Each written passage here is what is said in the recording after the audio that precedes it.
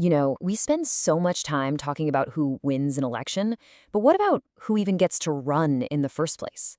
Today, we're going to dive into a landmark legal battle that really gets to the heart of that question.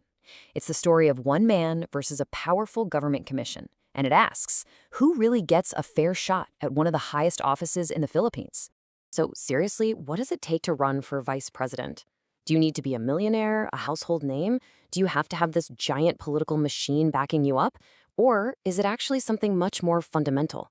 Well, that very question is the core conflict in the incredible case of Wilson Ahmad versus the Commission on Elections. All right, so every great story needs a main character, right?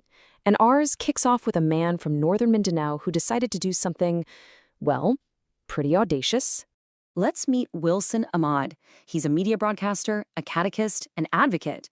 And on October 7th, 2021, he did something most people only dream of. He filed his paperwork to run for vice president of the Philippines. And get this, he did it all by himself, as an independent. No political party, no big machine behind him. And that single act, man, it set off a legal firestorm. It didn't take long for the official election body, the Commission on Elections, or COMELEC, to notice. But they weren't exactly rolling out the welcome mat. Instead of seeing a citizen exercising his democratic right, they saw a problem, and they immediately moved to have him declared a nuisance candidate. Okay, so you're probably wondering, what on earth is a nuisance candidate?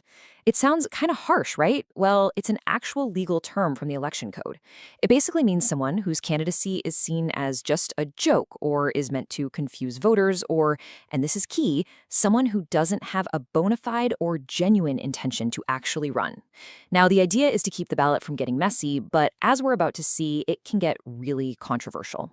So why did COMELEC go after Ahmad? Well, their reasoning went something like this. This guy can't have a genuine intention to run. Why not?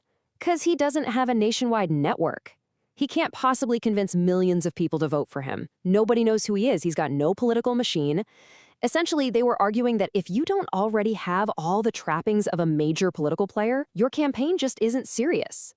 But Ahmad wasn't about to just accept that. No way. He fought back. He filed an appeal. And this is where the story takes a wild turn, because it stops being just about his candidacy and starts being about how the system itself was working, or maybe not working. Now, you got to look at this timeline, because this is just mind-boggling. December 15th, Ahmad gets the bad news. He has 5 days to appeal. On the 20th, right on the dot at 5 p.m., he emails his appeal. The very next day, COMELEC's own clerk acknowledges it, sends him an order to pay the fees. Seems fine, right? But then on January 3rd, the full commission denies his appeal. The reason? They claimed he filed it 1 minute late at 5:01 p.m. His entire political future was hanging on one single disputed minute. And it didn't even stop there. On top of the 1 minute late excuse, they also claimed his motion was unverified and that he never paid the filing fees. The only problem with that argument, the paper trail proved them wrong. There were records, an official receipt, even an acknowledgement from their own staff. The dismissal was based on things that were just factually incorrect. So what do you do when your appeal gets tossed out on such shaky grounds? You go to the top. Ahmad took his fight all the way to the highest court in the land, the Supreme Court of the Philippines. And this is where the real legal showdown was about to begin.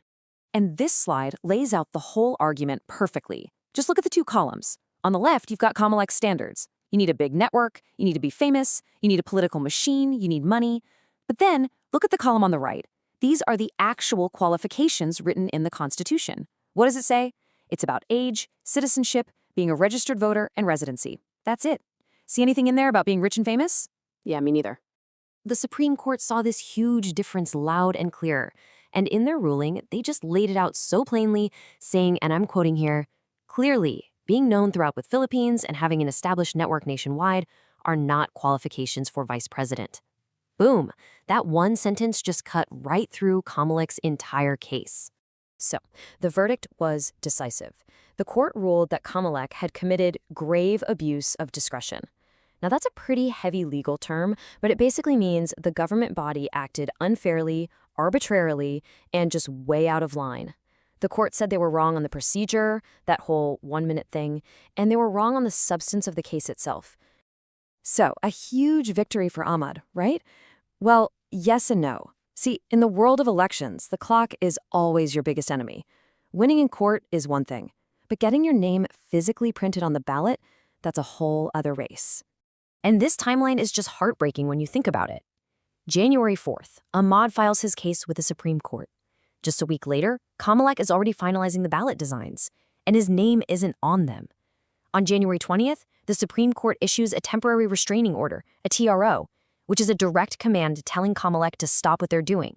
But only 3 days later, COMELEC starts printing the ballots anyway, still without Ahmad's name. Let's be really clear about this. By starting to print those ballots after the TRO was issued, COMELEC wasn't just bending a rule. They were directly disobeying an order from the highest court in the country. And that's a huge deal. And it was going to have some serious consequences. By the time the final decision came down, the May 2022 elections were long over. Ahmad never got his name on the ballot. But the Supreme Court's ruling wasn't really about him anymore. It was about setting a precedent, a rule for every single election to come. And that final verdict came down like a hammer. It had 3 key parts. First, the court officially confirmed COMELEC committed grave abuse of discretion by making up its own requirements. Second, it found the commission guilty of contempt of court for ignoring the TRO. And third, the individual commissioners who were responsible got officially reprimanded, a serious public rebuke from the Supreme Court itself. So why does all this matter to you and me? Because this case is a massive win for democracy. It puts the Constitution back on top, above arbitrary standards like how much money or fame you have. It protects the right of any qualified citizen to run for office, not just the well-connected insiders. It shows that even powerful institutions like COMELEC are not above the law. And it's a huge reminder that administrative efficiency can never be an excuse to trample on someone's fundamental rights. And that leaves us with this one big critical question to think about. This case perfectly captures that tension at the heart of democracy. How do we make sure our elections are orderly and efficient without putting up barriers that stop ordinary citizens from even trying to participate? This case gives us some powerful answers, but the debate, that is far from over.